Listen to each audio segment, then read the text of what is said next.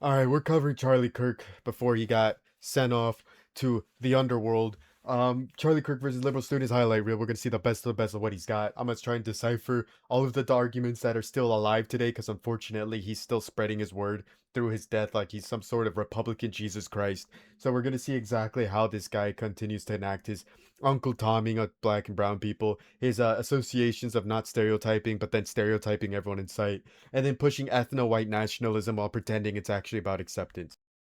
You create a company that's like close to being a fascist, and then like Okay. How am I? Sorry. Let's go through this. How am I a fascist? dude, like Can you name one thing I believe that's fascist? you believe that like you on shit. Don't boo him. Don't boo him. Let him think. But I'm such a bad fascist. I let the people who disagree in Just- open mic to talk to me for 2 hours uninterrupted. Okay, I'm an awful fascist. I'm more like a free speech liberal of the 1970s, not a fascist. But I just want to say Turning Point USA is a evil company that was funded by thousands of fracking companies, and that well, just no, it's not thousands, but we do have some frackers that give us money.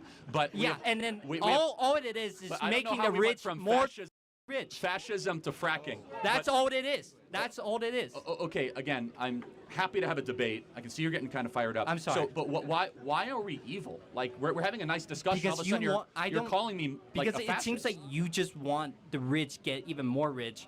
Like we haven't talked about the rich at all. I mean, so you don't even know my positions on this stuff at all. And by the way, Dude, just so we're clear, the wealthiest counties in the country all vote for Democrats. You know that, right? 8 out of 10 of the wealthiest counties in the country vote for Democrats. The wealthiest people, absent Elon Musk, are all on the left. Jeff Bezos, George Soros, Mark Benioff, Mark Elon Musk on the Zuckerberg, Laurene left? Powell Jobs. On the left, yes. The richer you are, the more likely you are to be a Democrat and on the left. explain that to me, please. The numbers speak for itself. The Democrats are the party of the oligarchy. Can you name one tech CEO outside of Elon Musk that is a conservative? I personally think. Let me think. Peter Thiel. Yeah, that's one. That's one. Larry Page, Google, on the left, worth $120 billion. Sergey Brin, Google, $130 billion on the left. Laurene Powell they're- Jobs, Mackenzie Bezos, Jeff Bezos. If they So the reason a lot of these oligarchs that he's claiming is on the left, the Democrat Party, is because they have already enacted the perfected system of making sure they make the most money possible by giving them social benefits, enacted by the government because, again, the government should pay for it, not them, is their mentality because they already pay way too much money to privatize companies that are extorting them for supply and demand needs of those very healthcare or housing needs that they need in the area, in accordance to what they believe is appropriate. They've maximized the profits by giving them the best pay. They've maximized the loyalty by giving them the best care. And that best care allowed them to stay loyal to a company so they didn't have to replace them. It prevented brain drain from the companies and it allowed them to uplift themselves in a better position. However, that money in mathematics would be less money paid for if the government would maintain and price cap a lot of those benefits from those private entities. This is why they try to push for lower taxes, but then they turn around and realize that that would just make them pay even more, as a lot of these benefits they pay for would have to be raised in accordance to their expenditure of their budget, and therefore make the worker even more expensive. The person of which is now intelligent can no longer be purchased because there are now multi-million-dollar investments for something that's only be a thousandaire rather than a millionaire. You can get more money if you make the government hold the people accountable that are the basic vital needs that are in accordance to build an economy that is actually strong and long lasting. That is why a lot of these businessmen support Democrat parties, because they want policies that actually work. And that's what Democrats do. They sell you what works. they're on the left, what has they done that was like quote unquote to do the left stuff? Well, okay, so Larry Page gives money to left-wing NGOs all the time. Like if you're on the left, I don't think you will ever be this rich. Well, they are. You know why? Because the But left because they're not. No, here's Because the thing. they're not. The left is a scam. The left uses How peop- is this Let scam? me tell you why. It's a good question, actually. The left uses people like you that think that, oh, we're going to fight the rich. Well, they protect their oligarchy. While you guys have to keep on working hard and never own anything, when we conservatives are the ones that actually want to restore the American middle class and bring jobs back to this country. How would you And hold on, restore- Let me finish. The left uses people like you every day, and they use people on you by the trans thing, the abortion thing. Keep voting for us because the fascists are going to take your rights away. When who's funding the left? The richest people. George Soros. Do you know who rich George Soros is? Who is funding? Dude, I have never seen Okay. a leftist Again. organization come to campus spreading their propagandas. Because the whole university is a leftist organization No, it's spreading not. propaganda. It's liberal.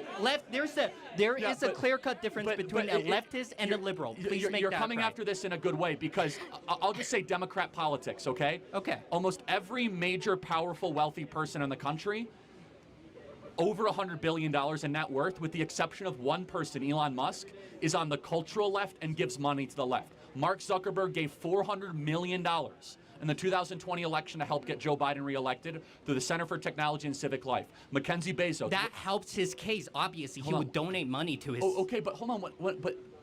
One second. Mackenzie Bezos with $45 billion, major Biden backer. Laurene Powell Jobs worth $20 billion. Steve Jobs' widow, one of the most radical left-wingers in the Emerson Collective. Mark Benioff from Salesforce worth $12 billion. One of the most radical left-wing guys that you'll see out there. The eBay guy, Omador, one radical left-wing. It's so important for you on the left. You guys are being scammed and gamed, because they talk a good game about building the middle class, but it is not the party of democracy. It's the party of oligarchy. And you can go fact check me tonight, Okay. and you might actually have cognitive dissonance. Type in this: wealthiest counties in the country. They almost all vote for Joe Biden. Who gives the most political donations to the left? All the wealthy people. Go look up the top billionaires on the Forbes list, the top 100. Only about 10 of them give the Republican, the other 80 give the Democrat, the other 10 don't give at all. It is mind-blowing when you realize the shift in power the last 10 years. Republicans used to be the party of the rich. You know what changed? We nominated a class traitor as our nominee, Donald Trump. As soon as Donald Trump became our nominee, all the billionaires said, we don't want him anymore. He talks about things we don't like. He wants to end the wars, close the border, bring jobs back to this country. We want to keep on supporting a political party that doesn't want any of that stuff. Explain to me how Joe Biden represents the working class in this country. He doesn't. He very much supports the unions. It's a So- oh, hold on a second. The union or the union bosses? Big difference. The union bosses supporting the rank and file love Trump. The UAW loved Trump more than Biden. The carpenters union loved Trump more than Biden. The police union. The point is this, is that the Democrat Party, they are sitting on a house of cards of young activists that truly want to go like crush the rich. And there is some truth to that. Like, there's a very rich oligarchy in this country that remains rich and stays rich off of gaming government systems and public policy. And you guys give them a free pass because you think that we're fascists, when in reality, we're the ones that are actually fighting to destroy the oligarchy the most. All right, last question. Last point, yeah. Last question. Let's say, so you do want to fight for the American middle class, and That's how, my, yes. Okay, that's my whole- how does freer the market like helps with the well, middle again, class? I want precision in free markets, but How does free market support the middle class? Again, I'm not puritanical, but I think that generally more choices are a good thing. I think that generally supporting entrepreneurs is positive, but I think that mass immigration is really bad for American workers. There's no mass immigration. Well, first of all, how many people are? Wow. Well, you're right. what There is mass- mass invasion, but how many people are coming across the southern border every day? I don't know, but like no, I'm it's not actually genuinely curious. Can you guess? okay. On what time frame? Every day. Every day. 500. Yeah, it's at its low point. It's at 10,000 right now. It was 15,000 last month. So what is that annualized? Let's play that out. A lot. Yeah, that's a lot. Yeah. So that's mass immigration, right? How many green cards do we give out every year? Probably a lot. Yeah, a lot. About Yeah. 1.2 million, Well, right? what's wrong with giving out green I'm cards? not saying They anything come- wrong. No, you said Okay. there's no mass migration. So I'm just Okay. trying to tell you, we do have mass migration, right? Okay. We have 3 million on the southern border, and then we have 1 million green cards, Mm-hmm. right? That's 4 million a year, right? Which is basically bigger than most U.S. states. Now, everything comes with a cost. When you have mass migration, you're going to get lower wages. But that means you're going to disenfranchise American workers. What, are you studying computer science? Yeah, I am. Okay, so you're an American born, I'm guessing, American raised. I don't want to I assume. wasn't, but Okay. I moved to the U.S. Okay, well, you're an American now, I guess. I don't know, maybe. Yeah, Or you're I on a am. Student visa? Okay, you're going to now have to compete. You're kind of proving my point, but that's a separate issue. You're now going to have to compete against foreign labor for your computer science jobs. I think we have a moral obligation to American-born workers to give them preference and priority and restrict the labor supply so that our computer science majors can have higher wages, not to have suppressed wages so some tech CEO can bring in a bunch of Indians and suppress their, no, nothing against Indians, but just, bring down their wages. Personally, I just think that, like, if you came to America and then receive a green card, I think you get to work however you want. Like, Okay, I think that American-born citizens and then should there be given... shouldn't be a priority because they're American citizens. Well, as long as you're that's where we're American different. citizen. I actually think you must have a priority to your own citizens, or else you don't have a government. You have something else. If you don't have a priority to your own people, I don't know what you have. You have a colony, not a country. You're just a big economy. Mm-hmm. And that's fine if that's your position. By the way, your position is held by the ruling elite, where I think that we should have a country, not just a colony, where the American-born citizens should be given preference over foreigners. Nothing against foreigners. I think they're nice people, but the Americans should be given first preference. And by the way, any sane country believes that. We're like the only country in the world that says, and certain European countries, come on in and take whatever you want. So let me ask you a question. So in the CRT literature, what do they think of white people or whiteness? Who would you like me to quote? Kimberly Crenshaw. I haven't read Kimberly Crenshaw She says that yet. whiteness is a cancer or a toxin on our society. The concept of whiteness, the racial concept of whiteness. Okay, so what is whiteness? What is whiteness? Yeah, define it. As Kimberly Crenshaw would probably say, the sort of construction of privilege that comes with being white in this country. Right, so what privilege do you and I as white people have that black people don't have? Yeah, great question. On applications that are blindly judged, white-sounding names are often given the job more, they're paid more. Not true. In fact, it's the opposite. There's black privilege right now. It's called affirmative action, where underqualified blacks are taking Asians and white people's places in universities across the country. True or false? A lot of these people who believe that there's a black or brown privilege due to affirmative action never actually spoke to a lot of people who own businesses, because you don't have to prove that you're racist. A lot of people just hire who they feel like hiring, lie to somebody they don't want to hire and say they're overfilled, and then say, you're lucky, here we go, we're hiring people, and then hire that person. It's not this system where they have race police going around making sure you're hitting quotas. A lot of these people who don't believe that there's a privilege in being white are oftentimes the privileged people for being white. People who say that's not true and are black or brown usually side with those white people for the privileges that they would get, like getting a job, being their friend, or associated with business owners, so they can stay with the rich class forever. It's corporatism, it's ass-kissing to get ahead, and it's something a lot of white people are enacting. This is why a lot of the times when they deny that there's no privilege with white people, that is one of the purest forms that that person is dog whistling for white supremacy, because then you're going to be able to break apart their discussions, and none of them are going to be able to debate this, because every time they do, they break apart pretty quickly. This is why a lot of them judge people by not only your skin color and go assuming you're from another country, or immediately use a race similar to yours to make you, sympathetic. They'll tell you that if you are an American, you should be on my side, and they ask that through that, are you, or if you are, because they cannot say that without immediately seeing you as white first, which is why they have to question the legitimacy of people's legality here, but never when it comes to white people, because white people in their eyes are the real oppressed class in America. This is why a lot of them try to push sympathy that is supposed to be toward the black and brown, toward white people, which proves CRT that the whiteness in it of itself is so proud that it won't even allow black or brown people to get hired in the first place, because the bias can be hidden so easily. True. Okay, so yeah, there's black privilege, not white privilege I in this actually country. don't think affirmative action is how we address education inequality.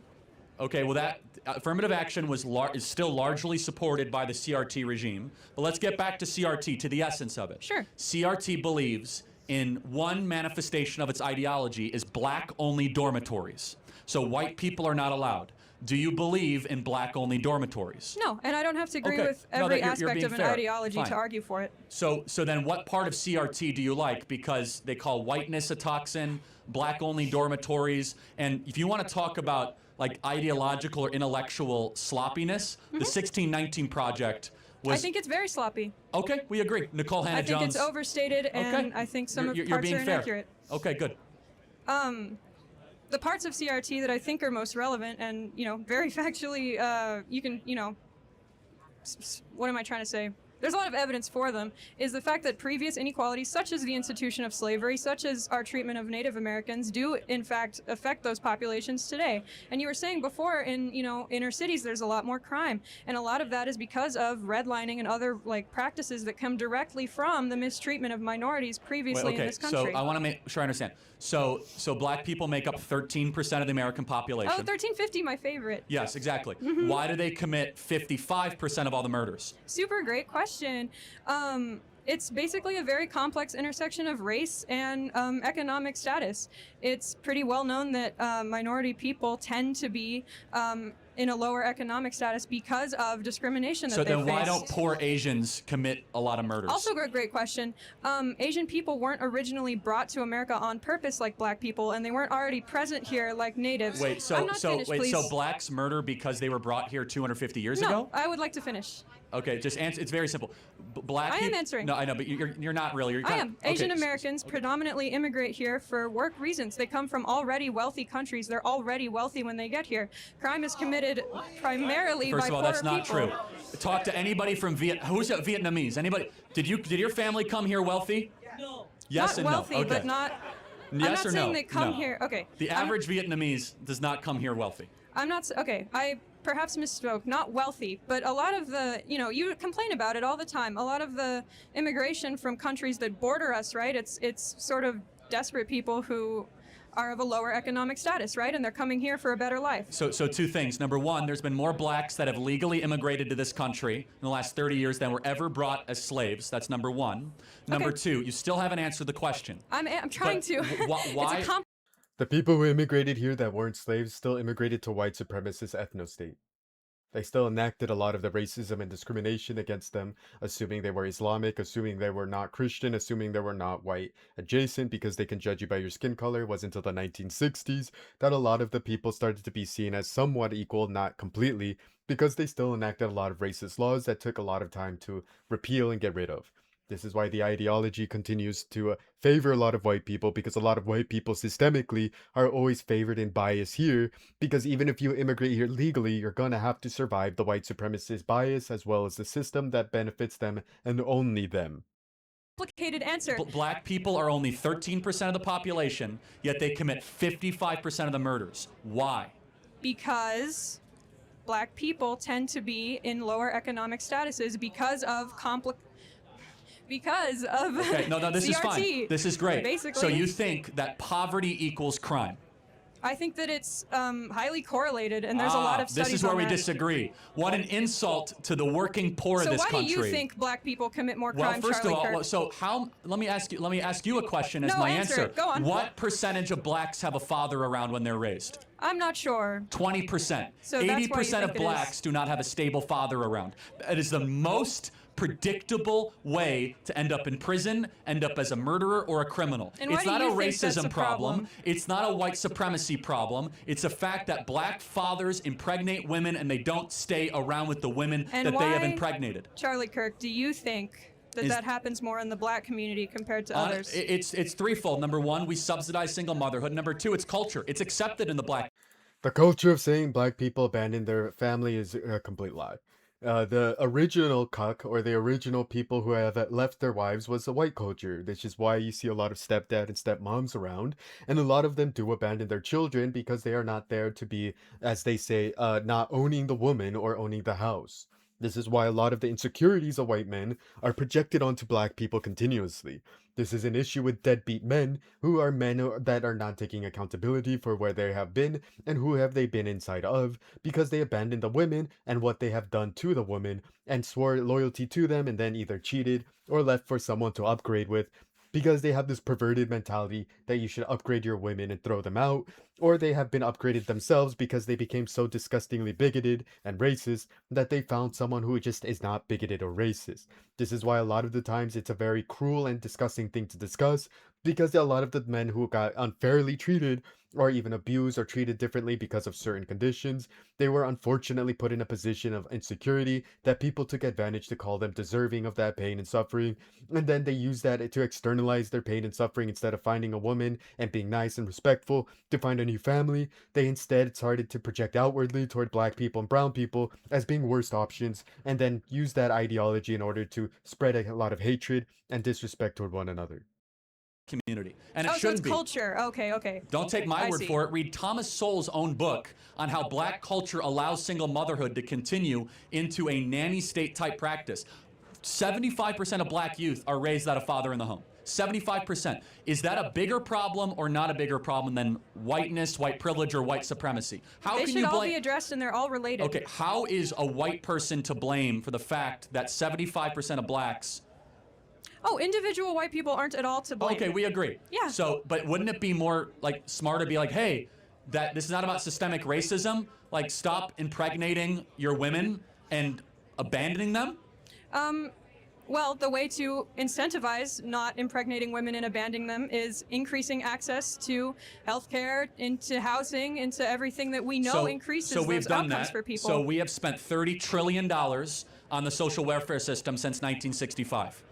Black people are poorer, and the single motherhood went from 25% to now 75 to 80%. So the more money we've spent on black America, the less fathers we have, because black women divorced black men and married the government. And do you think that's a problem inherent to black people? No, it's not. It's happening now in white communities and Hispanic communities. It's just the worst in black America. And why do you think that is? Why is it the worst in black America? There's also a cultural problem. There is, and we have to be so honest about it's it. just that black people are No, sort let me of ask you a question. like that, The in your average opinion. music that a black person in Compton is listening to, is it about contemplating the good, the true, and the beautiful, or is it about being a gangbanger and trying to get as much money and sleep with about as many girls as you can? I would actually like to think I would be offended by that. Do you think the average black kid in Compton is listening to Beethoven or some sort of gangster rap music that glorifies gangster culture? Silly question. Rap wasn't created to glorify gangster culture. So even though there is Okay, rap, I mean, I'm sure you're not that's answering. doing You're that. dodging the question because. Okay, I'm sure they're listening to rap. Okay. So you think there rap go. music makes them No, leave I'm their not. mom? Do you think the cultural expectation in black America is that you stay with the woman that you impregnate? Within black communities? I can't speak on that. Okay, the answer is no. It's not. It's not expected. Okay, and do you think that hold on, in white Anglo-Saxon Protestant communities, Oh, it's a okay. fact. Hold on. In upper middle class white communities, Upper middle class. Say that part louder. yeah, upper middle class white Anglo-Saxon Protestant communities, if you impregnate a woman, you are looked down upon and we do not think highly of you if you abandon the woman that you impregnate. That's a cultural difference. Has nothing to do with money. Has nothing to do with anything except norms. And the norms that have infected black America are destroying it from within. We need more fathers, not less. We need more dads around and less drag queen story hour. We need more young blacks to be able to look up to role models that are not leaving all the time and are not just saying, hey, I impregnated her, so be it. It's a toxin, and if we don't address that as the root cause, oh, it's white supremacy, it's injustice, it's economics, we're dancing around the core of the issue. He's trying to say black people are a problem. He's trying to say that black people don't take accountability. They're more prone to a lot of this abandonment of their women. They're degenerate. They're trying to do gang banging, which is criminality. They're trying to impregnate a bunch of women, sleep with them, which is perverted criminality. He's trying to push, which is the concept of them either accusing them of a horrible sex crime or pivoting that around and then saying that, of course, they're deadbeat dads. They're too perverted to be an actual good father. They try to insult their music, which is their cultural insult, which is that none of them are sophisticated and making symphonies or music that matters. And then they put a bunch of people who listen to a lot of white people culture or follow the steps of white conservatism up on a platform to say, this is what we want you to be. That's the right way to live. And then ignored all the flaws of white people as a whole in order to make themselves seem supreme. This is why they're spreading a lot of white supremacist ideology. They're spreading a lot of validation. And it's okay to be racist. It's just a logical step of helping people. And that their idea of civilization and the project that is just another indoctrination of white supremacy being pushed perpetually through an insecure white man and his hatred toward black people as a whole. I guess what I'm saying is, right, and you've perfectly actually laid out the dichotomy here. It is a fact, obviously, that black people disproportionately commit crime in this country. No one's arguing that. But you either believe that that is due to a complex intersection of social, economic, and like leftover effects from previous inequalities, or you believe that that is an inherent trait to the race. No, I don't, because they weren't that way in the 1940s and 50s. Black America was one of the most peaceful, flourishing, fastest growing economically communities in the country. It's not genetic. You're trying to point something on me that I don't believe. Instead, But then Black you do America. believe that it's Hold not on. genetic, so you do think CRT is correct. Hold on a That's second. kind of what I'm getting at. In the 1940s and 1950s, Black America was prosperous and was on pace to be richer and wealthier than white America. More dads were staying with the women that they were with. There was monogamy. What changed? You're What- supporting my argument. No, hold on. But answer the question. What changed? Did America get more racist since the 1950s? I would argue there were more racist policies passed. There were more Hold on a policies second. dedicated In to the lining in the off those communities 1950s, and pushing them into poor housing and poor schools. Wait a second. In the 1950s, Jackie Robinson had not even broken the color barrier. We had Jim Crow laws. We hadn't passed the Civil Rights Act, and we hadn't passed the Voting Rights Act. Yet blacks were better in the 1950s per capita than they are today. So we have become less racist. We've passed more anti-racist laws and given more stuff, and blacks are worse than they were 70 years ago. Yeah. Why? So you're equating here institutional and social racism.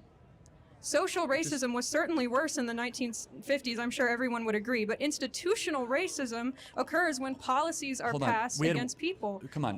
which can increase You're- over time, and it did. You're not being intellectually honest. You know that. There was black-only drinking fountains in the 1950s. We don't have those anymore. Well, we're bringing them back with, black-only dormitories. But we had, for example, in the antebellum South in the 1950s, we had white-only communities, by law. We got rid of that with the Civil Rights Act. But it didn't, Okay. unfortunately, we look around, the numbers speak for themselves.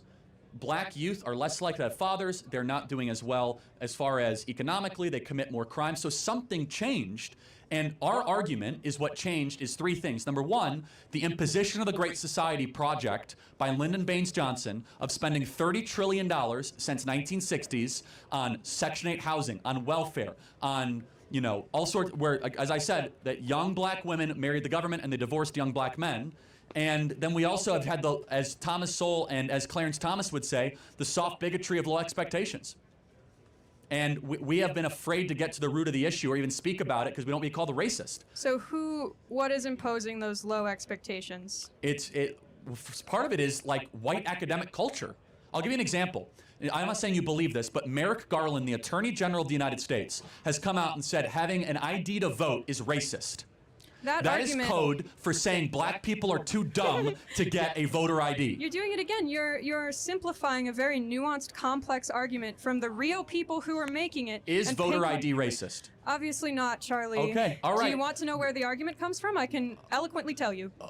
Eloquently tell me why voter ID is racist or Great. whatever. Certain Yeah. policies in southern states were proposed that would, I think the quote from the person who decided the case was, with surgical precision, target the times where black people were voting and make it illegal or harder for them to get that to come at that time. And then they were targeting the type of ID that black voters had and making that specific type of ID illegal. That is racist. Perfectly fair. How does that impact today, saying that every citizen, if you need an ID to vote, just that aside, why is it racist? Because we have to have, obviously humans are making those decisions, right? And so if there is still institutional racism and people in power that are racist, we can't trust those institutions to make those decisions What without institutional discriminating against racism do we people. have in this country right now?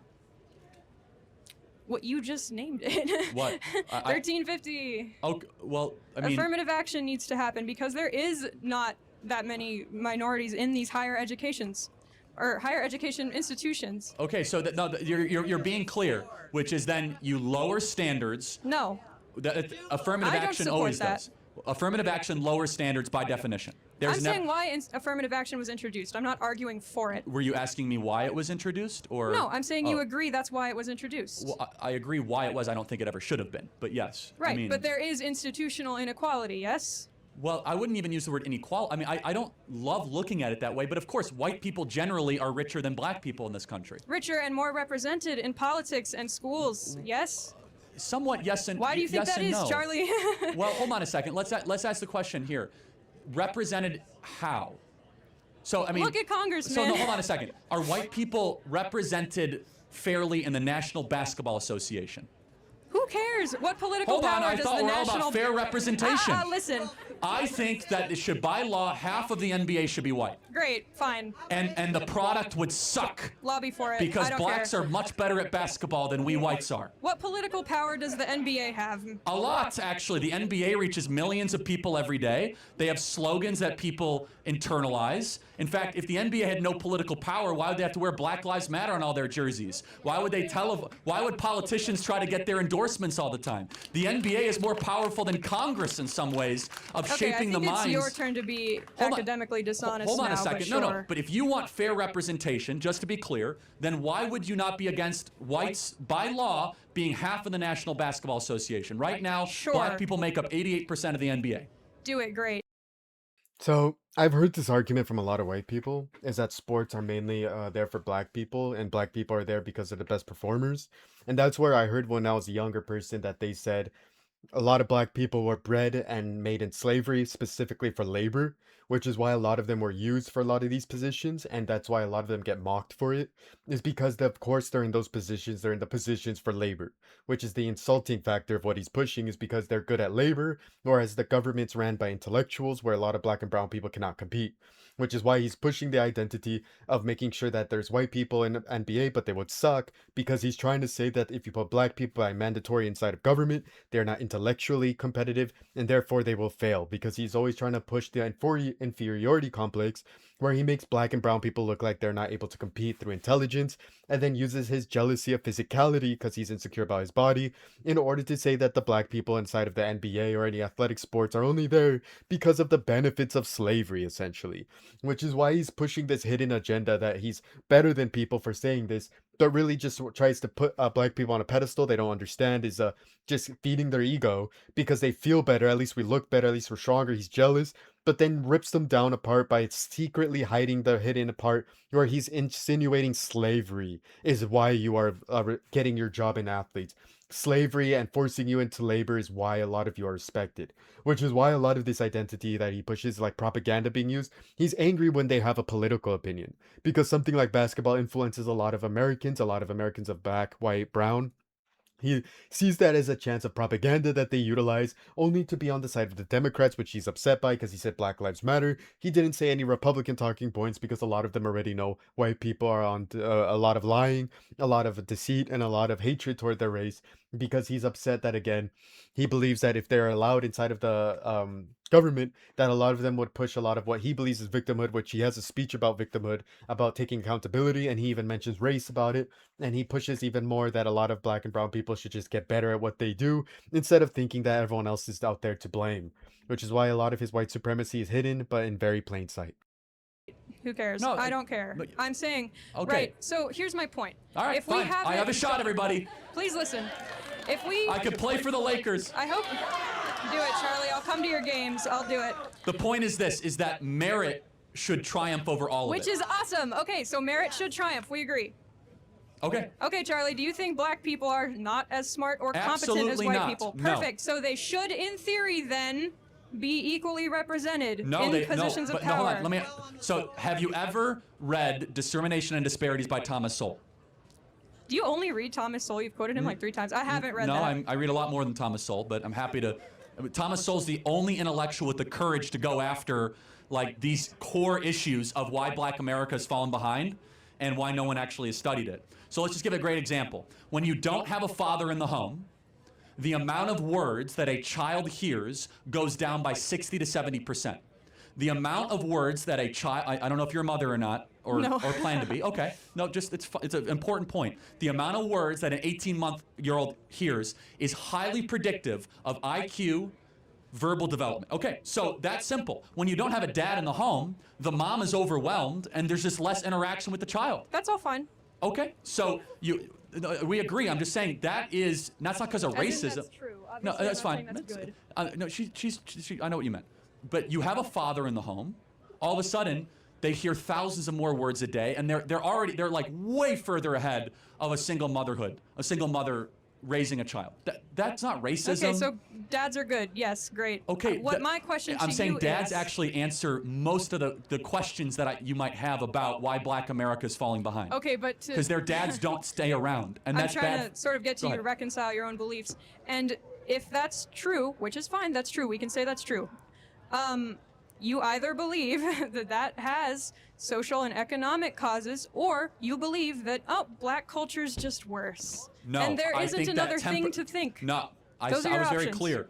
Right now, black culture is being held captive by influences, songs, Which and role models. influences? I mean, Nicki Minaj, Cardi B. Okay, Nicki Minaj is causing dads to leave the home. Hold on a second. I don't think that's a good role model for 18-year-old black girls. I don't. I don't think that songs that are talking about like glorifying wet female genitalia is exactly. I don't know which one wrote that song. Which one was it? I think it was Ben Shapiro. Yeah, that's right.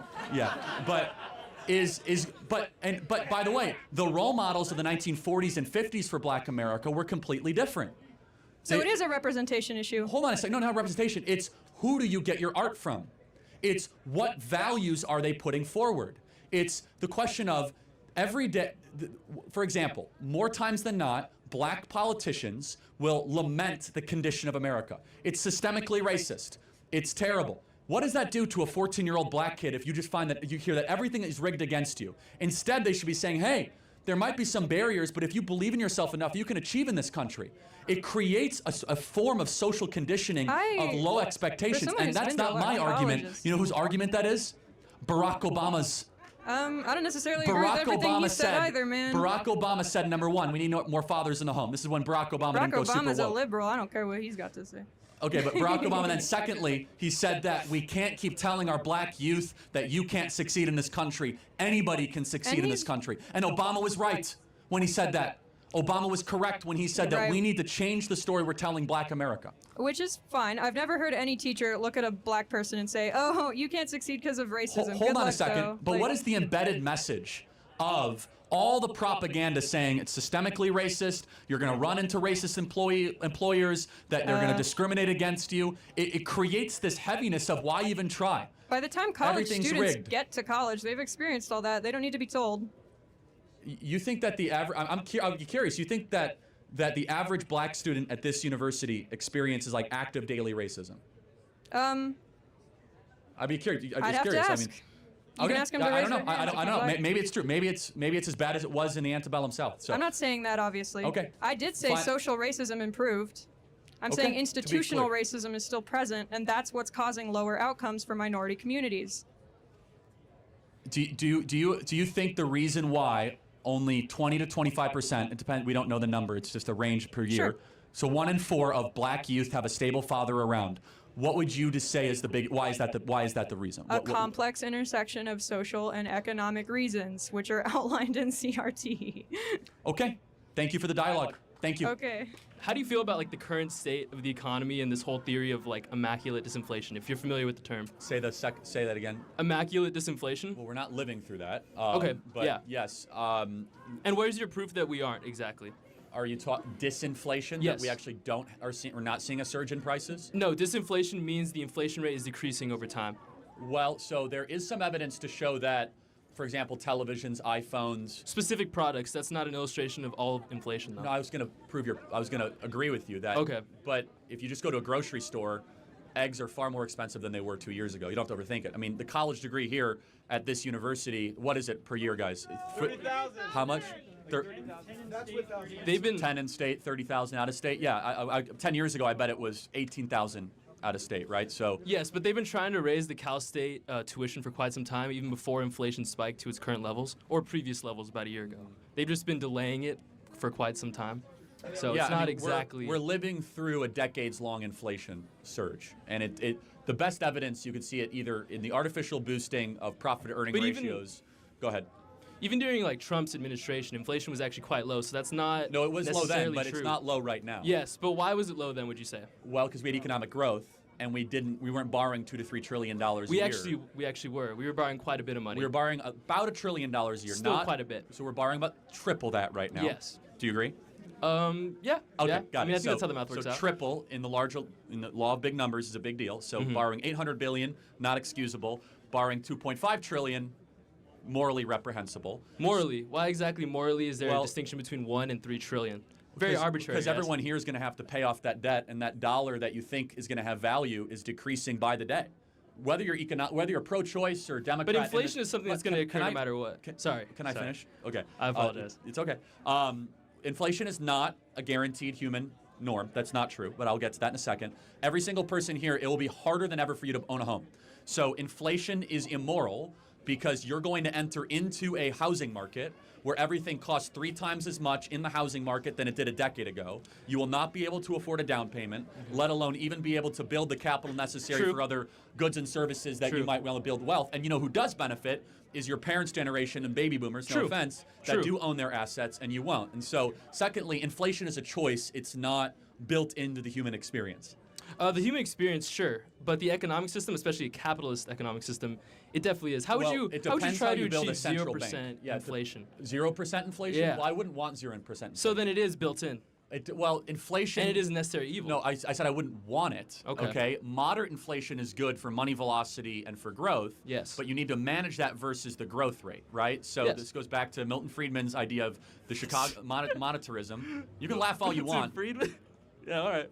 Yeah, Okay. What's so funny about Milton Friedman? The fact he's the greatest economist of the 20th century, or Qualify. That's I don't know. I wouldn't say he's exactly that. so you're more like a John I respect your John opinion. Maynard Keynes guy? So yeah. Not necessarily. Okay, No. but- I just take a more broad approach than Okay, so specifically we Milton don't Friedman. need to have a central bank. We do have a central bank. Okay. Okay. Bold claim. I'll follow you though. I'll follow You don't need to have a central I bank. used to be very against the Federal Reserve as well. Okay, I'm just saying you don't need to have one, but we Okay. choose to have one.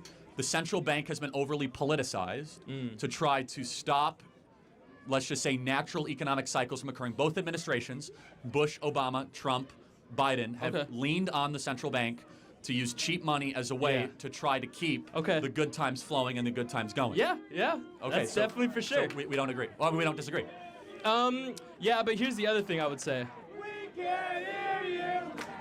I gotta say, your protesters are kind of weak here, guys. I Aren't they? expected more Aren't out of they? them, right? They didn't seem to have the energy to get all I the way know. to the I front. thought they'd have more, Yeah, I like it. Please keep going, yeah. I will say though, going back to the mortgage rates, as you were saying, I would say that probably has a lot more to do with private equity buying up homes than the inflation rate. Well, hold on. There's 2 parts to that. I'm not talking Okay. just about mortgage. Interest rates are up. I'm talking about just the asset price itself. That too, I would say it's a lot more related to private equity buying up homes. But why is private equity doing that? Because they have so much cheap money that we've put into the system, they don't know what to do with it. Now, I think we could agree, actually, there should be laws against BlackRock coming in and buying single-family homes and renting them back. You should not be a society of renters. It's bad for society. Yes. So we can agree on that. I say yes, that as a for sure. conservative. It's bad for the human experience Good, and for yeah. generational flourishing. But when you open up the guzzle of cheap money, which we have done, especially Yes. post-COVID, So- there's a price to that, and the price is that your yeah. currency gets weaker. Okay. And we're seeing that right now. Yes. So would you say that it was actually necessary in order to get out of the huge recession we experienced during the pandemic, to... No, I think we should have just opened up the economy. We never should have locked down the country. Okay. So we never should have borrowed the $6 trillion. We never should have done the stimulus stuff. It So- hurt every single one of you. It increased suicide rates, depression, anxiety, fiscal problems, economic problems, political problems. I could definitely agree with that to some extent. But would you say even in, say, 2009, lowering the interest rates to 0 in that sense, was that Well, we didn't go to necessary? 0. We didn't.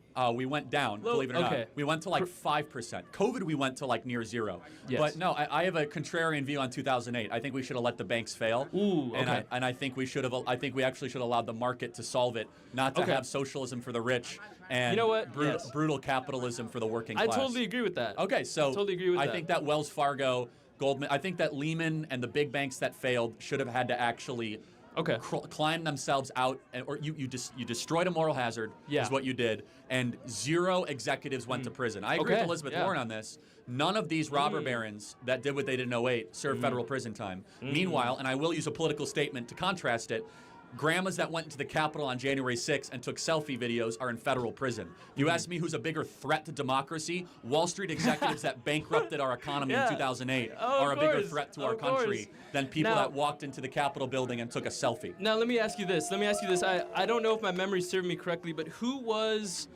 did Steve Mnuchin serve under the Trump administration? Yeah, he was from Government Sachs. Did he serve under the Trump administration? That's right, yeah. So why would Trump invite someone like that who should probably be in federal prison into Well, his yeah, administration? I have a lot of personnel disagreements. I love Trump, but I think You love Trump? Love Trump. Why would you love? Why would? So, Do we love Trump, everybody? so to ask a broader question, Yes. why would you love any politician? They have a job to do. Why be emotionally attached? In that sense? And I don't say this like lightly. I do have a friendship with him. I've gotten to know him over a couple of years. Okay. So, and I also Disclosing bias. Disclosing bias. 100% biased. And Good. so I also think whether you hate him or love him, he's a once in 100 year. But why would you hate him or love him? He just has a job to do.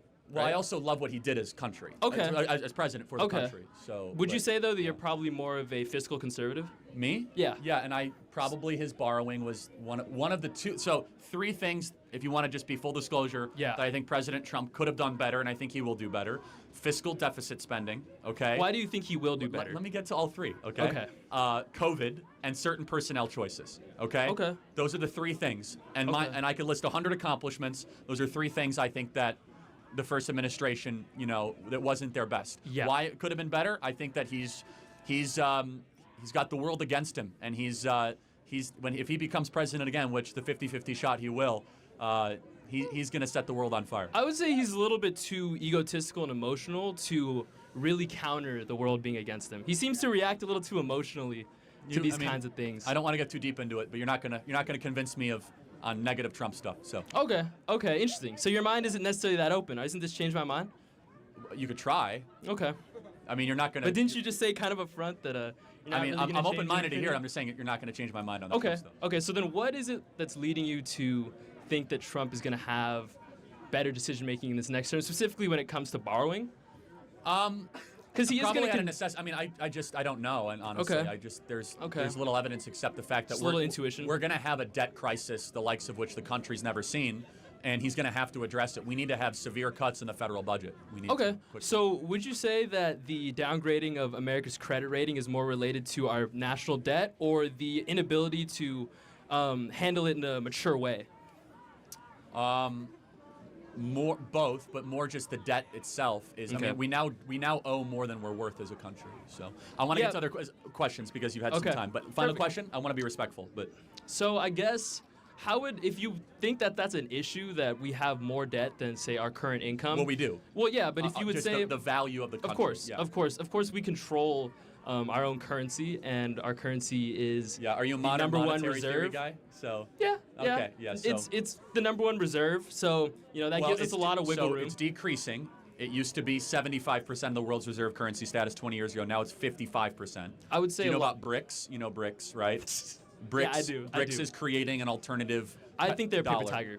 Okay. I actually hope you're right. I don't believe I that hope you're right. India, China, South Africa, and Russia could ever work together to create their own I hope you're unified right. currency. I just hope we're not too prideful. Definitely a paper tiger. I've seen you So that entire discussion was about just essentially abandoning any concept of the economy being in control of the government and trying to hand it over to a lot of privatized businesses so they could feel a lot better about their idea of small government and big business everywhere. They just want to satiate an idea fallacy, really a fantasy, that everyone is going to just get rich through small businesses and they're going to be able to sustain themselves. And any concept of any control of the economy should come from absolute brutality, because they'll be anti-imperialist, but then it's going to result in mass imperialism, complete control of the world economy, and a complete siege of any of the people who disobey us. I believe that a lot of this ideology he's pushing is just for complete authoritarian control over our system in order to enact what he feels like is better for the people, which is going to be in a conservative Christian Protestant perspective, which is going to turn into the whole new manifest destiny of establishing complete control of anyone who opposes him. talk a lot about objective morality. And my big question is, it feels like you can make good statements and bad statements without referencing some kind of moral book. So I can say something is good, right? I had a good day today, and it doesn't really feel like I need to reference religion for that. So can you explain to me why you think we need to have some kind of absolute standard for morality? Excellent question. It's really good. If you say you have a good day, are you describing the experience you had, or was it morally a good day? So yeah, it would be a good day. So I can narrow it down more, I guess. Or I can ask, I guess, a better question. So if I don't have religion, right? Let's say I am an atheist or something, and I were to go up to I find like two books. One's the Quran, and then one is the Bible. And I read both of them, and then I have a feeling of preference towards one or the other. That makes me feel like morality probably isn't objective, because I read two moral codes. I didn't have one before, and then I derived one after reading it. But one is true. Well, yeah, obviously if you go in with the presupposition that one is true, but So like, let's play this out. If not, sorry to interrupt. If I'm on an island, and let's just demystify part of this, and there's the Bible, and then there's Lord of the Rings, and I end up believing in one of those, which is true? well, what's true is just what corresponds with reality. We're talking about. I agree. So which Yeah. one has evidence, and when applied in the natural world, actually shows a flourishing people and society and a way to live? Because you would agree, at least out of 8 out of 10 of the 10 commandments, they're pretty good rules for life, No, right? yeah, 100%. Of course, yes. No, but so the great. thing that I'm talking about doesn't have to do with whether or not Christianity is good or bad, or whether No, I that's agree not what with you're saying. most I know. of. Yeah, it's just regarding like, yeah, one can be true, but even if one is true, it doesn't really feel like I'm influenced in terms of what I feel is good or bad, because obviously, there are people who are Muslim who have read, the Bible and still are more persuaded by Islam. No, of course. I mean, you could be persuaded by anything, right? That doesn't. I believe that there is a transcendent way of living. I call that the Bible, right? And I believe it's the perfect catalog from creation to the end of the world. You don't have to agree with that. I'm talking strictly from a moral sense. So let's just ask a separate question, which is, do you think people are naturally, outside of religious teaching, good or not so good? The nature of humanity. The nature. I wouldn't be comfortable making a statement about That's it. fair enough, and I appreciate that. So we believe, as Christians or those in the space, human beings are pretty awful, okay? That we're broken, that we're sinful, that we fall short of the glory of God, and that we need to teach people how to be good. A common left-wing belief is that human beings are actually awesome, and they're terrific, and the reason why things are not so good is because of capitalism or the patriarchy or feminism or whatever. So you're asking a question of, why do we need objective morality? Well, or what specifically? Yeah, so not necessarily why we need objective morality, but you seem to be, because obviously I don't believe that it's a thing, but you seem to make the claim that Do you believe that absolutely? No. Okay, good. But you're consistent. yeah, the big thing is for me, even if I have a God, there is no thing telling me, like, it's just like the is-ought problem, right? That's like my big contention, right? How am I ever going to derive a claim about what I should do from only statements about the nature of being? Got it. So you would believe murder's wrong? Yeah. Why do you believe that? Because in its definition, it says it's wrong, right? It's wrong killing of somebody, or at least that's my understanding of it. Okay, so for example, you go to an African village, happens all the time. They leave a full-born baby by the fire. They don't want it. They discard it. Happens tons of times. Any missionary will tell you that. They just discard babies. Why? They don't believe it's wrong. It's just in their code and custom. No one feels bad about it. Just discard kids you don't want. Are they wrong? For me, yeah, they're wrong. Yeah. It's a bullet I do have to bite for my worldview. Hold on. Are they objectively wrong? Is it objective? No. Because I don't believe in objective morality. So that can apply to any statement. So it's not objectively wrong to leave a full-born baby by the fire and just say, you're on your own, have a nice life. Well, yeah, I'm calling into question objective morality, so I obviously have to bite I know. that I'm bullet. just trying to make you hear back how insane what you are saying. Well, you're making a claim about the objectivity of it. No, You're I know. not making a claim about whether it's wrong. Obviously, I think it's wrong. Let's get more graphic. So you put 1,000 Jews in a gas chamber, and the Nazis thought what they were doing was good, and they pressed the button. Were they right or were they wrong in gassing millions of Jews? Objectively, you can't, like, when you say, is it objectively wrong? Hold on, wait. If you say it's objectively wrong, you're implying that you can derive a truth value from it, and I don't think you can. So I don't think that you can make a true statement regarding whether something's good or bad. Got it. So just to be clear, the Nazis could have been right in their actions, in your view. That implies that right is an actual thing. I don't believe you can determine a truth value from a moral claim. So the Nazis were not objectively evil. Yeah, I've said that like 4 times. Like, yeah, you can't derive objective moral statements from, like, things. I'm not saying they're not wrong. Like, they are wrong. Oh. Well, no, it's okay. Yeah. No, I just want to make sure this is important, because what you are saying, and you're saying it very clearly, is that we look at the Holocaust and it's just a matter of opinion. Yeah, that's kind of the problem of being an atheist. You have to bite the bullet. I respect your intellectual clarity, and I will say. And obviously, hold for on. clarity, No. I obviously think the Holocaust is wrong. So No, if anyone's questioning No, about but that, it's just your opinion. I believe that it's objectively wrong, no matter who you are or where you come from, because it transcends opinion. Do you think, last question, I appreciate your clarity on this, do you see how your view could result in a lot of dead people? Well, I don't think my view is really I'm not making a claim that we should behave in a way. No, you're making claims. Well, I am making claims, yeah, but I'm not making a claim that like we should behave in a certain way or like that we ought to like not have Christianity or some kind of No, I'm moral not saying code. that, but let me play this out, and I think you'll No, understand. I understand because you're gonna say, well, there's all these bad things that could happen if people follow me. Or that did happen. No, I'm not following you. If your view becomes a view of a country, and for example, putting 1,000 Jews in a gas chamber is not deemed as objectively wrong, transcendent above anyone's opinion, then all of a sudden, what would prevent that evil thing from occurring and nobody questioning it? Sure. So my main idea, I guess, with the worldview is I'm not making a claim again about how things should be. I'm making a claim that this is how things are. So within my worldview, this is all fine. You can have people agreeing that things are wrong. Generally, I think most people's moral intuitions will lead them to thinking that things like murder is wrong and stealing is wrong because it makes you feel bad, right? No, well, if I see somebody get hurt, that makes me feel bad. If you see no, somebody of die, course, that makes you totally. feel bad. Yeah, the SS guards didn't feel bad when they killed Jews, and that's okay. But do you see where this might unravel into mass murder and societal chaos? Yeah, that happens in the real world. I'm making a description about the way people derive their morals. I'm not saying how we should or shouldn't. I'm saying this is how you derive your morals. If you have two books there, the trueness or correspondence with reality has anything to do with your preference towards, one moral system or another. Hold on. Or maybe the true one says, don't gas the Jews. That would be, murder, that would be obviously, because God will judge you harshly. Yeah, 100%. Maybe just hear me out. Maybe the true one says that life is good and that there is a creator who loves you. But maybe, now what you're doing is you're just making claims about what you think. Yeah, obviously it would be awesome if I had a moral code that everyone had to follow that agreed with I know, things if that only I a said. book existed. Yeah, I know, if only. But my entire If only point there is was that this all the things amazing book. Yeah, but my point is that No, all the things that you're being super clear. I appreciate it. Okay, yeah. No, and you're the first person ever, to your credit, to answer the atheist Nazi question clearly, which is that an atheist cannot objectively say that the Holocaust is wrong. I'm arguing against objective, the idea that... No, you're being... Usually there's some withering there. You went right into there. Well, yeah, I can't go in here and, not bite the bullets of, what my argument implies, We have clarity but not agreement. Thank you, my friend. Yeah. Appreciate it. Thank Thank you. Thank you for your time.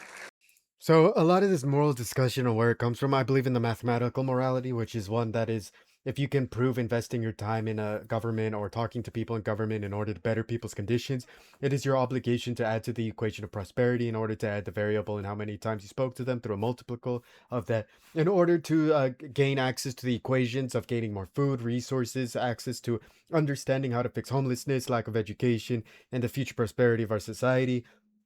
I believe if something like famine happened, famine is supposed to be addressed by the government, and because we have forecasting, we have nutrition to understand the soil and how to feed it, and assuming famine happened in a condition of which there is farming, the conditions of a famine or the conditions of the weather changing should have been observed by the government and should have mathematically been prevented by having some sort of a mathematical storehouse or place of which they can store grain in order to prevent positions of the unpredictable, in those unpredictable manners of getting a mathematical equation of the worst case scenario, multiplying it by 2 or even 3, and being able to account for the worst case in order to actually have enough resources so they can survive famine as a whole. I believe if your lack of education leads to the people of getting in the area getting hurt, you're not worthy of the people of leading this country through government. And I believe your morality should be in enhancing the maximum amount of people to gain access to the basic needs they need to survive and thrive, which allows everyone to understand good morality of life or death, which of course I choose life. A lot of people choose death. But I believe in a more humane perspective, like what is a human and the humane principles, rather than a Darwinistic one of elitism and the best will survive and the weakest shall die, and the thriving belongs to those who work hard and not the ones who cry. So the ideology of that is oftentimes fascistic and hidden within a lot of subjective morality. because the subjective morality would oftentimes disguise itself as justified means, such as accepting Jesus Christ before you kill somebody, because your subjective morality teaches you that there's a heaven somewhere, and therefore you did not damn them to hell or somewhere evil, you threw them away and killed them. If you deem yourself as a subjective moral person, then you're deeming yourself as someone who sees mass famine, mass death, mass destruction as something that God had ordained and therefore is justified by God's will. A lot of these people who believe in objective morality oftentimes resort to mathematics that they themselves cannot account for, and leads to a lot of discussion that leads to a lot of gross discussing that leads to hypotheticals and after hypothetical to create a gross situation where everyone's disgusted by the answer, which of course if you understand maximizing prosperity and helping everybody, it is the purest form of mathematics that can help the maximum amount of people as possible. And if there is some sort of external factor that is subtracting from your equation, then is resulting in the famine, of course, that you would have to resort to warfare or resort to acquiring trade, which would result in a lot more of what people would perceive as evil, which is, of course, subtraction of life, subtraction of people's survivability, which is why a lot of the times they see it as evil, because the Holocaust question, of course, that came up is that if the Holocaust prevented another Hitler, another 10 Hitlers, or another 20 Hitlers, then you can suddenly start to say that the Holocaust was good because your morality would switch in accordance to the maximum life that could be lost, and then they could start adding new mathematical equations. Other people would start to subtract it by saying without Christianity being there, Hitler wouldn't have been able to rise, which would have been a subtractive measure of mathematics as well. Which, of course, in mathematics as a whole, if you add or subtract anything, you must do the same to the other side of the equation, because once you understand the subjective morality can justify manifest destiny or the genocide as a whole as well, you would understand that morality can switch back and forth in accordance to who can perceive the perception of morals themselves, in accordance to manufacturing consent through propaganda and lying to people, as well as the funds in order to fund the best idea that'll justify the murder or killing of someone, or the lynch mob that'll make them look guilty. This is why this fake perception of mercy, killing the person and then destroying their life, slandering, defaming them, and justifying lynch mobs is something they ask God for forgiveness on if they are wrong. And if they are right, they feel justified in that God gave them what they needed to destroy people. I believe that if you use a lot of this theology in order to define your morality, you're oftentimes going to be outplayed by someone who understands mathematics and understands how to switch and turn everything that you are saying against you in an equal and opposite measure of which an equation can be presented. Because if you choose mathematical supremacy, also known as the common sense cognitive ability of a human brain, you're going to enter the Feynman principles of what is meant to be will always meant to be, so therefore it is to be or not to be. You will start to understand what it means to enact reality. Do you view democracy as an American value, something that's very important to the fabric of this country? No. Where is democracy in the U.S. Constitution? Oh, okay. So are no, you... No, hold on. Where is the word democracy? I don't think the word democracy is in the Constitution. So where is the word democracy in any of the founding fathers? A lot of the founding fathers had extremely elitist viewpoints around who should... Hold on. I just want to... You said the word democracy, so I want to get back to our roots. Yes. Where is democracy mentioned? In the Federalist Papers, the Constitution, or the Declaration? I think it's good that this country has moved away from things that were explicitly believed by the founding in the Federalist fathers. Papers, and it's mentioned negatively as a problem. So you asked me, is democracy a fundamental American value? I say no. Okay. Because I go back to our roots. And Hamilton, Madison, and Jay... Oh, I know that Hamilton was anti-democracy. Hold on, these people thought that people should be owned as I want to be property. clear. I am pro-representative government, but I'm not pro-democracy. That's a big difference, and that distinction's important. But you asked very specifically about democracy, which is not an American value. It never has been and never should be, because what is democracy? Democracy is majority rule no matter what. That there's no provisions of checks and balances, no inalienable rights, no separation of powers, pure if the majority gets it, the majority wants it as quickly as possible. I don't advocate pure democracy. I do understand that we live in a representative, we live in a republic, and I understand these things. representative government. Okay. And you might say I'm splitting hairs on words, but I'm not. Well, just coming from a place where on some level we have a level of democracy in this country and people vote and it is part of their civic duty to vote. Sure. Yes. Do you not think it is in the greater interest of this country at large that its citizens are as educated as possible to therefore be able to participate in that system? I think they should be as wise as possible, and I don't think that education and wisdom are the same thing. Yeah, in fact, I understand. I think college disincentivizes the cultivation of wisdom. In the age where there is such a hypersaturation of, and we've seen this, extremely polarizing, different, people are getting their news from wildly different sources. Yes. People just don't interact with the other side at all. Do you think that being an autodidact in any sense of the term is going to give you a thorough and rigorous education if you are so likely to end up sucked into these holes where you're never interacting with people who that's not my only form of learning. I meet a lot of cool people. I learn from people like you and others. I mean, I'm listening when you're talking. It's not just a shtick. You haven't won me over on any of it, but you had an opportunity to. But I'm glad you attempted to. But yeah, I mean, you learn in other ways other than just sitting in a classroom listening to a professor drone on for 90 minutes and pretending to read his book and paying $20,000 a semester to cheat on the exam at the end of the semester. I think college is what you make of it. I think I agree. So people, is life. people are selling themselves short on their education I agree. if they don't. You can listen to get as many anything out of their podcasts as you classes. want. You can meet interesting people, and Academia does have like an actual level of like.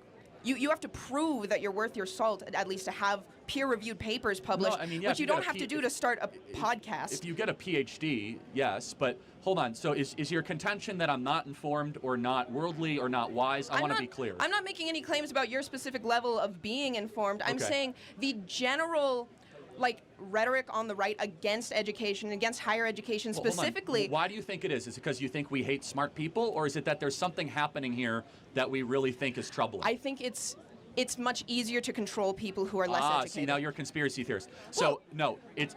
Anti-intellectualism is a hallmark of fascism. Do you think we're against higher education because it largely has created an ungrateful, unprepared generation that goes into the American body politic and does not share the core American values of freedom of speech, gratitude for our founding, consent of the governed? In fact, it's hyper-radical.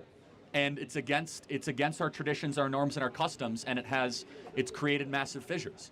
We call that the woke mind virus, if you will. Okay, that makes... It's not because people are easier to control. In fact, we love learning. I learn every day. In fact, that's why I'm pro Hillsdale College, where it's probably one of the hardest colleges in the country to get into and graduate from. The problem is that when you are learning largely trash and crap, and you're not going in the pursuit of truth, beauty, or goodness, and you're not trying to inculcate wisdom or good character. There's no oversight on online political punditry to make sure that you're in pursuit of wisdom and goodness. No, like of course you there's not. directly profit from propagating viewpoints that are more polarizing and that suck people deeper into more conspiratorial thinking. Hold on. So what you're doing is you're actually insulting the audience, not me.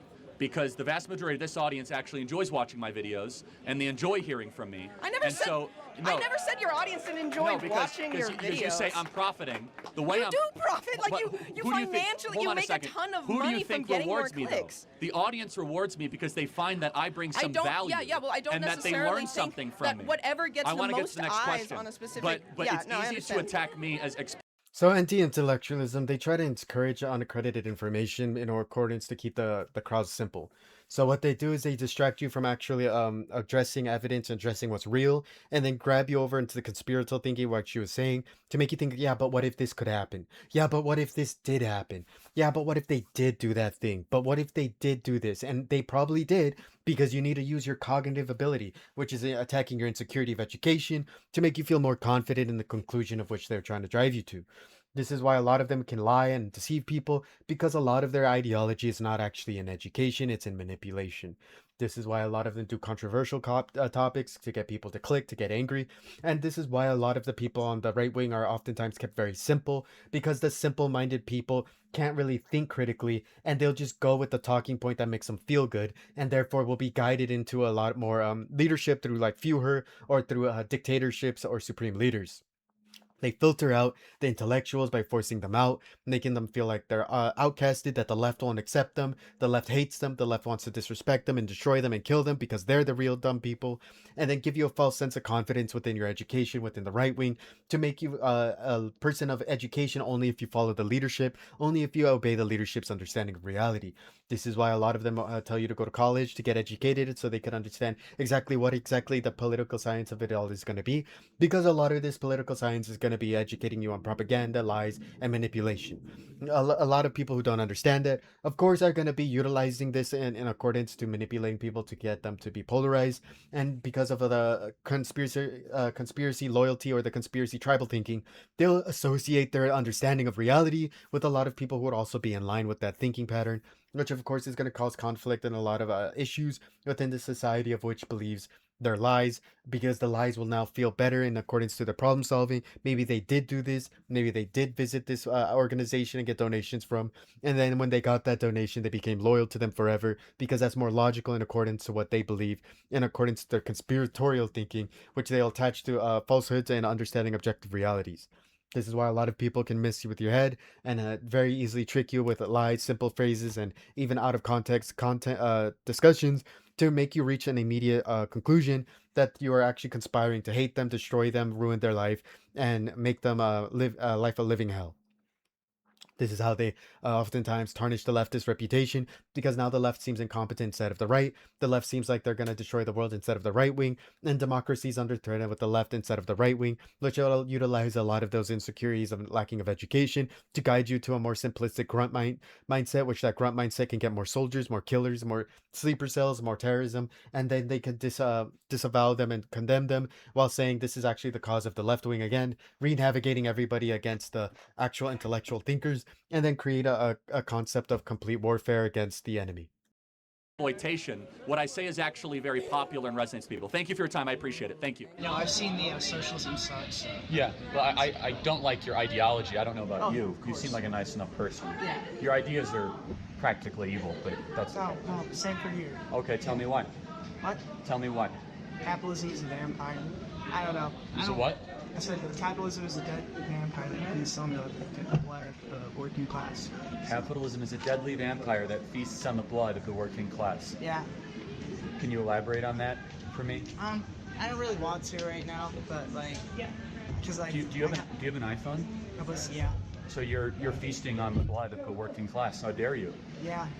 I know. How do you feel about that? We all have to do the best that we can. No, you don't. Why don't you go live on a farm and not use the fruits of the working class and just be a socialist with your friends? Why use the fruits of the free market?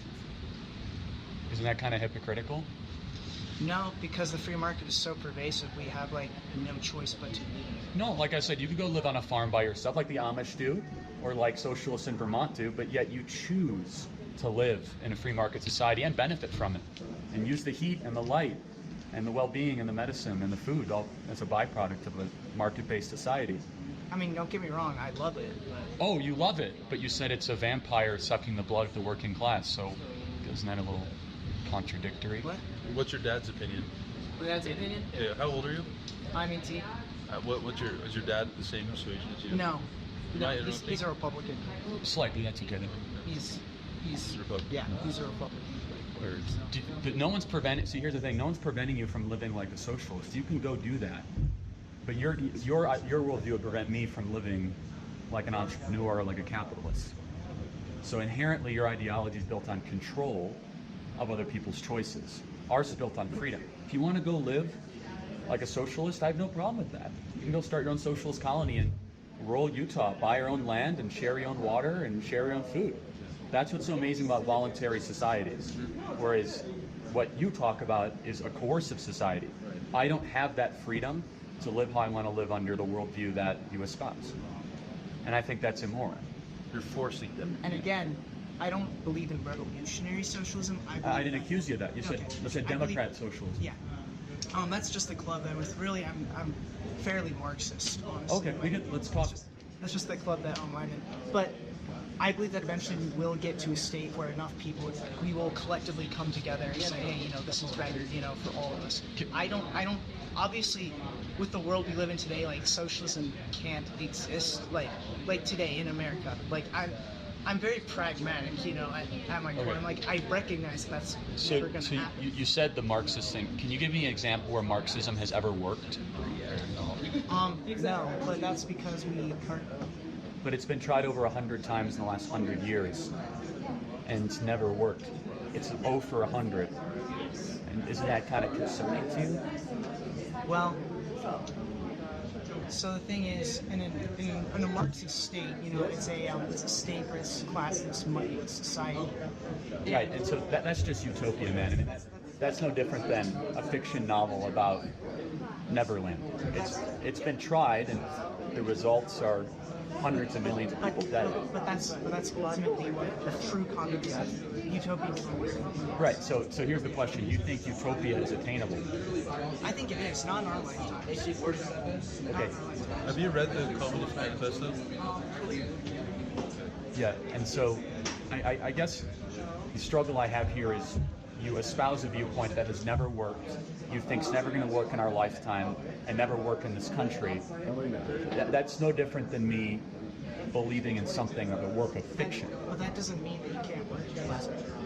So how would we go about working towards it? That's where the revolutionary component comes in, isn't it? So maybe you are a little more revolutionary than you admitted. I don't think I am.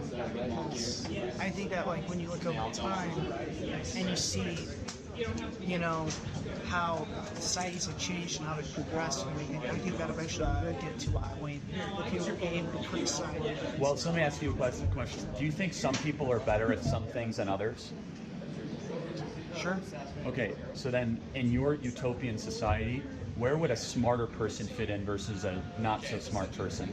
Would there be hierarchies or no in your fictitious utopian Marxist My society? fictitious, okay, utopian Marxist society. Well, at that point, automation will have taken over enough so that you not you have to what is to Are you familiar with this thinking? No, I'm very familiar. I'm trying to thinking is that to No, trust me. I'm not asking to figure it out. I'm actually to deconstruct. Like, I don't actually think he believes this. I'm saying that because of the modern age, there is a new variable, right, which is automation. Yeah. So very familiar with it, but that will never get rid of hierarchy. So. For the 2020 elections, there's what's his name? There's a candidate who believes in the The Asian American guy. Yeah. Very nice. You or something. But here's the thing. If we Karl Marx argued that in the 1870s, and we've had huge automation, and we still have hierarchy. So no matter how hard you try, some people are going to work harder at certain things and be more proficient at them than others, whether it be music, sports, anything. In the fictitious Marxist society, it means a complete total abolition of any sort of hierarchy whatsoever. And so that's something you would believe in. Okay, so that's anti how we're actually built as people. Some people are taller, some people are smarter, some people have higher IQ, some people have more drive. Only in a market-based society are those differences able to elevate the standard of living for all people and actually make some sense of a broken world. And there's been so many times that Marxist fictitious utopian communism has tried to be implemented. Over a short period of time, like the Paris Commune, it falls apart. Do you know why? Because human beings are inherently selfish. And so if you try to build a commune, for example, after 20 days, you're going to have one guy saying, no, I want 2 loaves of bread, not 1. And he might be smart enough to be able to figure out how to do that. Then all of a sudden there'll be a small subdivision that will break away from him and you have a conflict. The only reason we have a civil society in the West is in order to get 2 loaves of bread in the West, you have to earn it. You can't take it away from somebody else. That's where Marxist utopian fictitious communism brings in. This is an interesting topic. I should probably get to class. Thank you. So a lot of these ideologies of him saying that best economy is one where people are naturally selfish and therefore should be regulated by the free market because the free market itself is going to be capitalistic. They're going to take advantage of each other and going to hurt each other to get ahead. Is a falsehood. A lot of leftists, a lot of socialists and communists, usually, and I say usually because there's a lot of white socialists out here, which is National Socialism, which they're pushing the identity of falsehood of socialism. People would be willing to sacrifice themselves, their safety, their reputation, and their future just for the sake of humanity itself, so that the majority of humans can live prosperous and live free. This is why a lot of this ideology is oftentimes rejected or hated by people, because when they reject or hate the concepts of accepting other people as human beings as equal, oftentimes they cannot accept the martyrdom, which sacrifices yourself, your friendships, your love life, and maybe even your future career, just for the sake of future prosperity. This is something not a lot of people are able to understand with communism, which is why they make fun of communists for failing all the time, because in their eyes, they are also on the side of CharlieKirk as a socialist, which is they believe humans are naturally selfish. This is why a lot of them keep each other in line. They have tribes, they have leaderships like kings and monarchies, and eventually just recreate the capitalist system anyway. It's exploitative, and then they're going to fall apart and treat each other terribly because they all want the people with more resource and more ideology, which is why communism is the end goal of it, and obviously the best operation of understanding reality, because not only do you get the most intelligent people in charge, you get the most selfless, which is the highest of morality, and the highest moral people will take charge with the best intelligence, and then you'll be able to build a vanguard of actual intellectual human beings who don't sexually exploit people or mock them or make them feel sad. They'll be politically correct, they'll be progressive, but real progressive, not the fake one, because the ideology would be mathematically deduced by the highest morals combined with the highest mathematics in order to create the most logical and most moral operation of government there can be, so that everyone can flourish and succeed and protect each ecosystem of which they would be partaking in. Problem with this is a lot of socialists in America have been taking a lot of these teachings from the Republican Party and utilizing them instead of going against them. Their morals are falling apart, and their morals of understanding reality are falling apart because they're supposed to always understand what it means to be the highest morality and the highest mathematics, and according to that morality in mathematics, to make it as much as a plausible, realistic measure as can be. This is why a lot of people don't like saying the N word. This is why a lot of people don't like saying derogatory terms towards women. They don't like mocking children or making mass shooting jokes to kill children or even rape jokes to make fun of women and children because they're utilizing a lot of these outdated mindsets that words are just words, they don't hurt. And then the new mindset is that words hurt a lot, they can kill people, could lead to suicide, could lead to terrorism, it could lead to an understanding of corruption and why corruption should be validated. It can lead to hypnosis and changing of people's mind through propaganda because a lot of that ideology is going to be associated with mathematics without morality.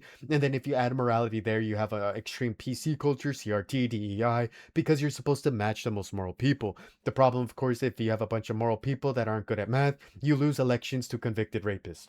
So if you have a huge center of these vanguards that are not actually mathematically superior to understand how to use Darwin for defense rather than offense, then they're not going to be ready for an offensive situation where they have to fight against a very clear threat to morality, which is going to be the people that change their morality every time they fight. They flip flop because they're trying to push their real identity, which is hidden behind, which is a white supremacist exploitative measure, because they believe if white people ran the world for thousands of years, then objectively and exploitatively they naturally through Darwin have subjectively, not only subjective but also exploitative through objective, because they go both ways. They'll tell you that objectively they deserve to own everything, and then subjectively they are the ones who own everything because they are the nicest ones in accordance to how you feel, because they want to push the agenda of their culture, and then when the culture builds, they'll push the agenda of mathematics, and then they'll push both together when they realize they are just exposed as white supremacists. This is why a lot of this morality oftentimes favors white people, and oftentimes will surround themselves with a lot of white people and people who love white people and interracial relationships, because they're trying to push whitewashing and white race mixing as the superior ideology.